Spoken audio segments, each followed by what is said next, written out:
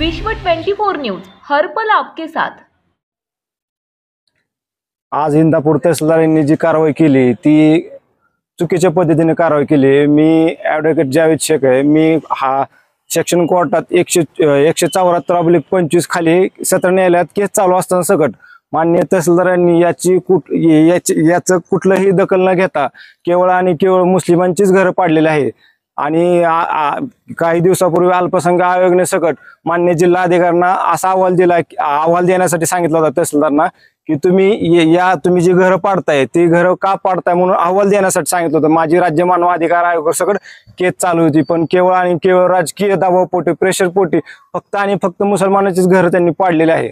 आणि या प्रकरणी माननीय तहसीलदार यांना माननीय कोर्टात आम्ही न्यायासाठी केस दाखल केलेली 1996 माननीय महसूल मंत्री चंद्रशेखर बावनकुळेचा एक GR आहे 1 ऑगस्ट 1925 रोजी 2011 पूर्वीचं जर निवासी अतिक्रमण असेल तर ते अनुकूलित करा असं शासन जिल्हा अधिकारी प्रत्येक राज्यात ते अतिक्रमण नियमित करण्यासाठी चाललेला असता या गोष्टीचं सकट न विचार करता माननीय तहसीलदारांनी केवळ आणि केवळ राजकीय भूमिकेतून आणि दबावपोटी आमची घरं पाडलेली आहे।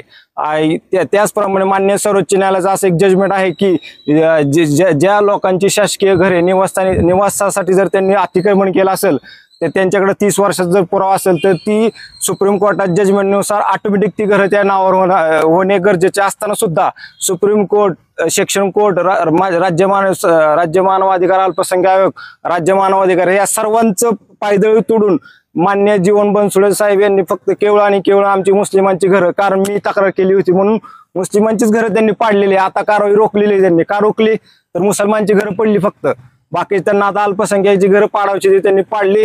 आता ह्याच्यावर पुढे नंतर कारवाई होती का नाही आता ती आपण नंतर पाहू। मी सेक्शन कोर्टात दाखल केलेले मान्य मुदळकर कोर्टा साहेब, माझी तारीख होती, आज तारीख होती, मी त्यांना सांगितलं होतं माझं न्यायालयातून मला न्याय मिळवस तर तुम्ही थांबा। तुम्ही जे न्यायालयाला कागदपत्र सादर केले ते साधारण कधी म्हणजे कोणत्या सालापासून सादर? मी 2ऱ्या महिन्यापासून मान्य GMC कोर्टात यांच्याकडे दावा दाखल केला होता की आम्हाला या ठिकाणाहून बेदखल करू नये, कारण 1996चं लाईट बिल आहे माझ्याकडे, माझ्या नावावर घरपट्टी आहे, पाणीपट्टी आहे, 1995 उतारा आहे आणि 12.13 गुंठे दर्गाची जागा आहे।